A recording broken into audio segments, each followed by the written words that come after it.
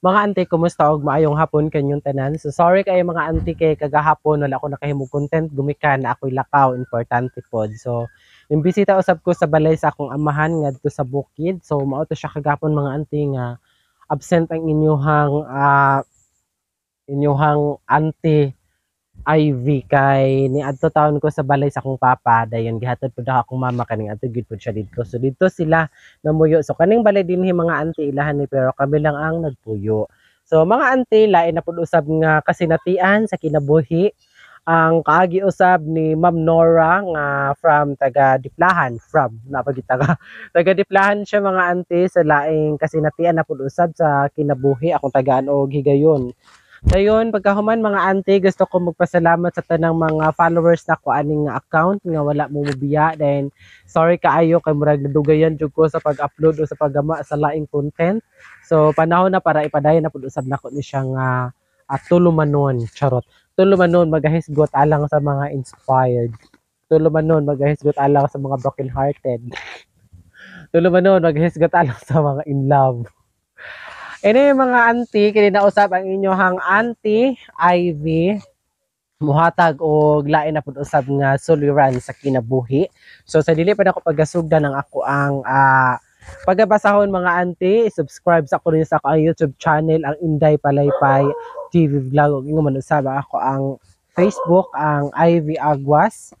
Dayon pagkahuman mga auntie, shoutout sa nako pagauna di ay si Angie Ortega TV Vlog, ug imong usab si Drea May, ug ingon man usab si Ortega Vlogs, ug imong usab si Rovilin. Dayon, gusto po ko magpasalamat sa nag-sponsor sa ako og 300 cash sa GCash account ato miaging adlaw. So sorry kaayo ma'am kay karon pa ginako siya mabutang sa akong screen kay karon pa ako nakabuhat og content balik kumika nagsigig ulan sa among barangay. So salamat kaayo sa nag-sponsor nako og 300 cash sa GCash si Angie. So salamat kaayo ma'am and I hope nga amigas uy. And I hope ma'am nga tagaan pa kagdaghan pa kayong blessings sa labang makagagaham. So again, salamat ka sa imo pag-sponsor sa ako og 300. So mga auntie, pagasugdan na nako iyahang kaagi. So mao kini. Hi ate, kumusta og maayong gabi ate? Una sa tanan, gusto ko magpasalamat kay nakita na ko ang mga post nimo ate. Ako di ay si Nora ate, dili nako tinuod nga ngalan. 26 years old nako ate. Ang Pinoyanan ko usab sa Diplahan ate. Mao kini akong kasinatian. Nagdako ko ate nga walay mama ate. Kay niuban kini sa laing lalaki sa iyang kabit. Matud pa sa akong amahan. Sa laktod, nagdako ko nga si Papa ang akong kauban. Siya ang nag-amuma kanako kay lagi ni biya man si Mama maoy sulti ni Papa. Nga rin ako. Ate, si Papa ang naningkamot para makakaon ko, makahuman sa pag-eskwela ate. Sa laktod, nakahuman ko sa karon aduna nakoy permanenteng trabaho ate og hangtod ni panaw na ang akong amahan ate. Milabay ang pipila ka bulan, nabalitaan ko na lang usab nga aduna nay sakit ang akong inahan. Ang ang pangutana nako ate, tama ba nga? Okay. Tama ba nga kitaon ko siya? Sa dugay nga panahon ko nagpangita niya wala siya nagpakita nako. Dugay ko nangandoy karon pa siya mangita nga patay na si Papa. Kaya na nako mabuhi nga wala si Mama, wala na pod ko naglaom nga buhi pa siya ate. Unta makuhaan usab kini pagtulunan sa ubang inahan sa uban. Daghang salamat from Nora of Diplahan. So again, salamat kaayo Angie sa imong pagika sa ako sa 300. So salamat kaayo kay nakatabang pud siya dako sa ko, di ba? Tanan biya tawro nang ginahanglag kwarta mads, dili biya ka mabuhi kung wala kay kwarta. So anyway kanimo Ma'am Nora, imuhan na pud usang kasinatian sa kinabuhi akong tagaan og higayon sa akong pagagamaan og content. So para sa ako akong ma-advise gid nimo Ma'am Nora, og matod pa gud pud sa imong papa kay imong mama ning uban sa laing laki. So dili man ta moingon nga ah, unsay gihimo sa imong papa ngadto sa imong inahan, Ma'am Nora, kay wala man pud ikaw mismo wala man pud ka kahibalo kay gamay pa ka na mga panghitabua. Pero Ma'am Nora, ayaw isarado ang imuhang huna-huna og imuhang salabutan kay dako naman ka Ma'am Nora, so siguro kanang dili man ako ingon Ma'am Nora nga mapasaylo dayon na imong mama diha-diha dayon kay ang mga anak Ma'am Nora mangita gid na sila og inahan nga mo amuma sa ilaha sa dihang bata pa sila hantod magdako sila ilabi na gyud sa imuhang nag-eskwela pa ka.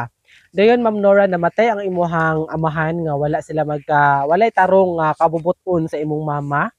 Wala man pud nimo gibutang nga karon na napabay ka ipon imuhang mama or wala na, pero matod pa sa imuhang gisuwat or sa imong chat kanang nanay balatian ang imong inahan. So Ma'am Nora, wala naman kay papa dayon kanang dili lang pud kaayo nimo itaas ang imuhang garbo kanang wala man pud mawala sa imuha kung itaon nimo imuhang mama kay tanan tawo Ma'am Nora makasala.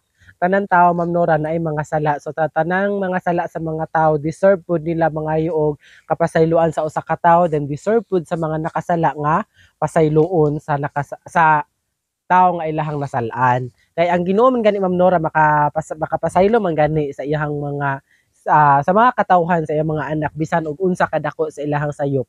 Oo, ana lang siya Ma'am Nora kanang ayaw pagduha-duha kitaon nimo imuhang mama mintras nga buhi pa kini kay wala na baya kay papa. So may na lang pod sa gamayng higayon nga mag-uban mo sa imong mama, may na lang pod sa gamayng higayon nga magkakita ka sa imong mama, makaistorya ka sa imong mama, makahimamat ka sa iyaha kung unsa pod. Dayon Ma'am Nora ang sa igoro sa iyang paglakaw ning kuyog siya sa laing laki, kahibalo ko og kahibalo pod siguro ka Ma'am Nora sa imong pangidaron karon nga siguro naapoy laing rason nga kinahanglan pod nimo madungog ang parte sa imong inahan kay sa gamay pa kahanto nagdako ka wala man nimo kana nadungog sa imong papa kung unsa gyud ang hinungdan kay lain pod kay Ma'am Nora kung sa pikas side lang ka maminaw, so sa pikas dili na nimo paminawon although kanang nasuko ka sa imong mama pero wala man po'y mawala sa imong Ma'am Nora kung tagaan nimo og oras o adlaw ang imong mama para pod nga makadungog ka sa iyahang side kung anong nahimo niya nga sa sa pila pa lang edad nimo Ma'am Nora nga nganong nakahimo siya nga ning biya nimo kay tanan rason Ma'am Nora o tanang decision sa kinabuhi Ma'am Nora sayod man gyud ta nga naa gyud na siya dakong rason, mao gyud na imong kinahanglan nga susihon kung unsay rason nga ng imong mama nga gibiyaan ka sa gamay pa ka. Gibiyaan ka sa imong papa sa gamay pa ka. Mao gyud na Ma'am Nora kay siguro dili man ta mag-ingon Ma'am Nora nga ang tao magbuwag man gyud kay sa manag-uyab o baskin kay kasal pag dili na magkadimang ilahang pamuyo magkabulag man gyud na Ma'am Nora. So dili wala pay tawo nga dili magbulag sa iyahang kaipon Ma'am Nora kung sakto or dili sila mag-away, wala sila giawayan, ana ba?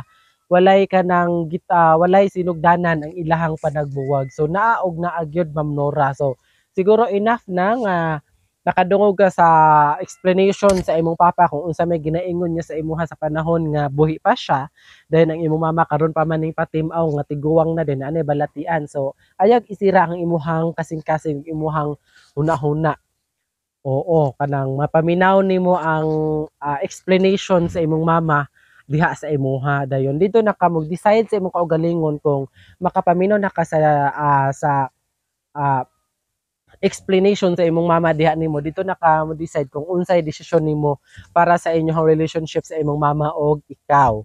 Inaala lang siya Ma'am Nora kay professional naman ka kay nakahuman makakag-eskwela na naka-stable nga trabaho, so wala may mawala sa imong Ma'am Nora kung ato ang garbo ato apong kuha-kuhaan gamay kay dili pod maayo Ma'am Nora kung taas ra kay tag garbo, taas ra kay tag panglantaw sa atong kaugalingon kay ang tanan Ma'am Nora hinulman ra dayon ang pagmahay usab Ma'am Nora naa sa kaulahian kay walay pagmahay Ma'am Nora nga nag-una.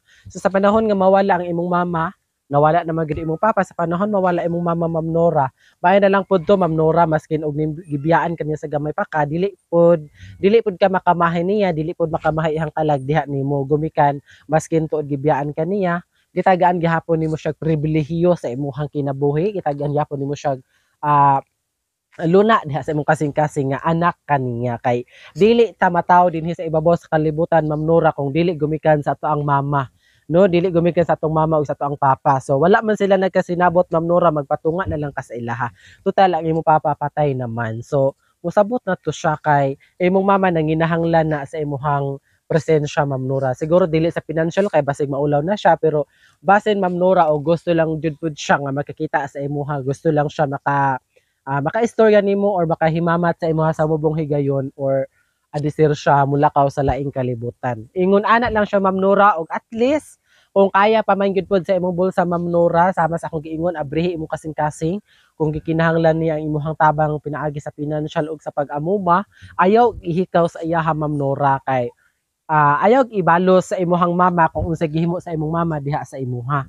Oo, ayaw na to siya guna-hunaa kay total karon kanang nakahuman jud ka sa pag-eskwela. So magpasalamat jud ka kay nakahuman ka sa pag-eskwela. So Ma'am Nora, maura to daghan kayong salamat. So mga auntie, balikon ko ayaw mo sa pagkalimot sa pag-subscribe sa akong YouTube channel, ang Inday Palaypay TV Vlog. Igno man sab ako ang Facebook, ang Auntie Ivy or Ivy Aguas mga auntie. So daghan kayong salamat. Bye-bye and God bless. Ug balikon ko usab di ay. So daghan kayong salamat ma sa imong pag-sponsor sa ako sa 300 sa akong GCash. Salamat kaayo ma Angie. So bye-bye and God bless sa inyong tanan.